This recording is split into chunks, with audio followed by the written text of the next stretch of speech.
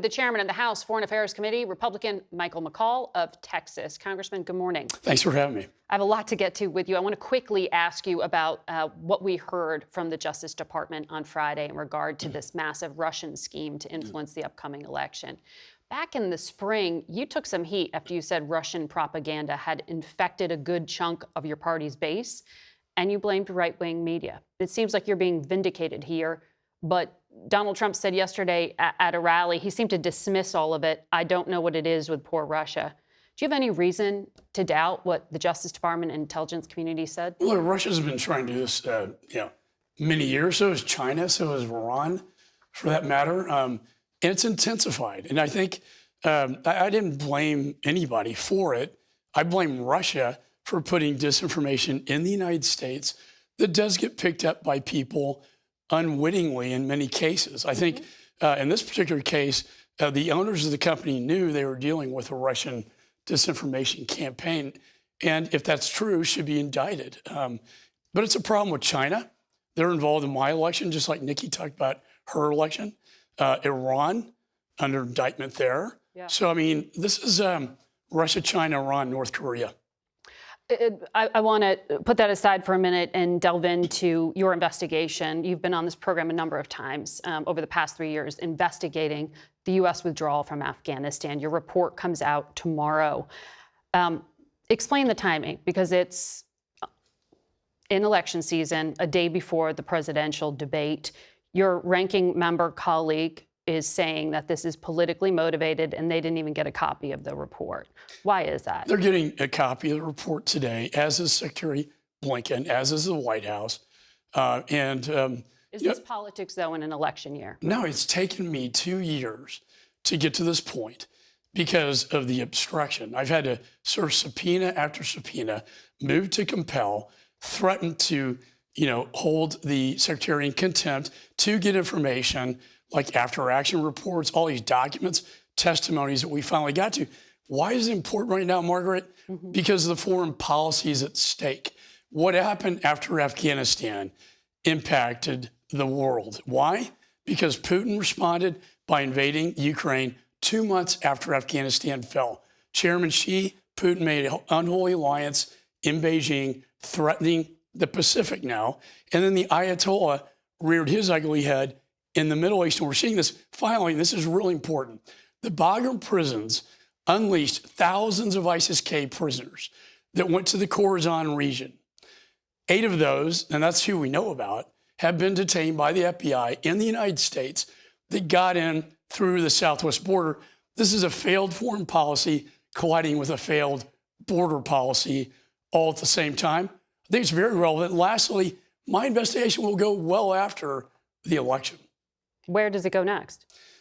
We have a lot of unanswered questions regarding the DOD. What happened on the ground?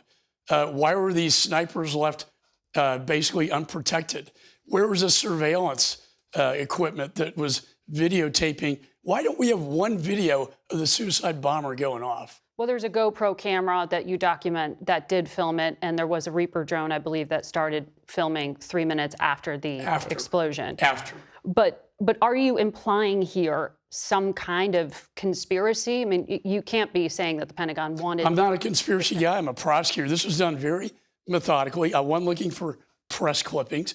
I did this facts, evidence. I didn't reach any conclusions. But the fact is, typically, they do multi-attacks at the same time. We know that... The ISIS suicide bombers who attacked at Abbey Gate. That's their modus operandi. That's how they conduct these things. We do know that all the video was destroyed after. What we know from the Marines on the ground is that shots were coming from the Taliban. And some of the Marines were actually hit by bullets, according to their testimony. It's the best evidence we have because the videos were destroyed. Well, General McKenzie, in a briefing in 2022, said that was ball bearings that came from the suicide bombers' explosion, and there was some dispute over the bullets. And that very well may be the case. But I guess why I'm asking is there have been multiple CENTCOM investigations, a State Department investigation. Do you not accept the findings of those investigations? If it wasn't for my investigation, CENTCOM never would have reopened an investigation. It was this, very brave sniper that came forward, Tyler Vargas Sanders, that came forward and said, I had the suicide bomber in my sights. I asked for permission to engage.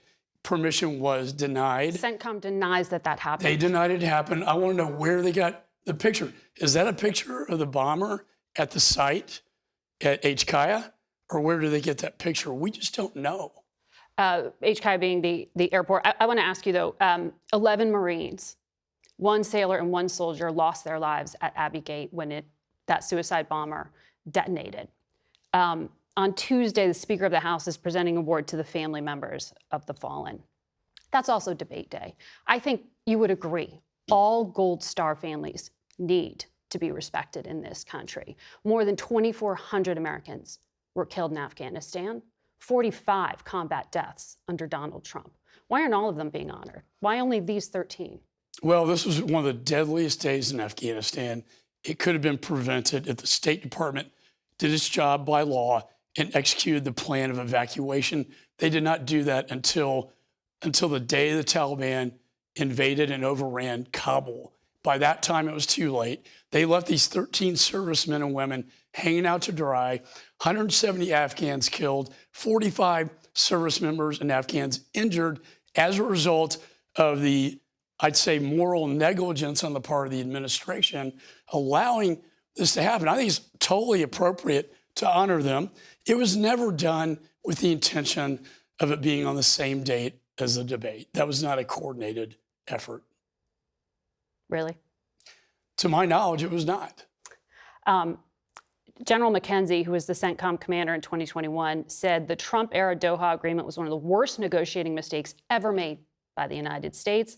It was the operational mechanism that killed Afghanistan, that destroyed the government of Afghanistan. Did you identify mistakes by the Trump administration? Well, we identified Zal Khalilzad.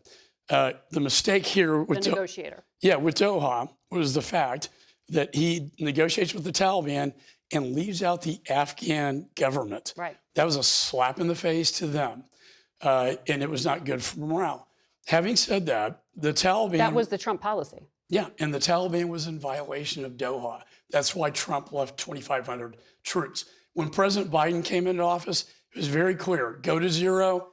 In fact, his press guy said, it's immaterial.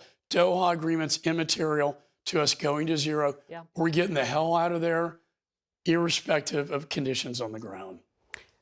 Both presidents agreed with getting out. It was the military that opposed. Well, the Trump administration had How conditions. I don't think we can speculate. One thing's for sure, Biden had an agenda on day one to get out.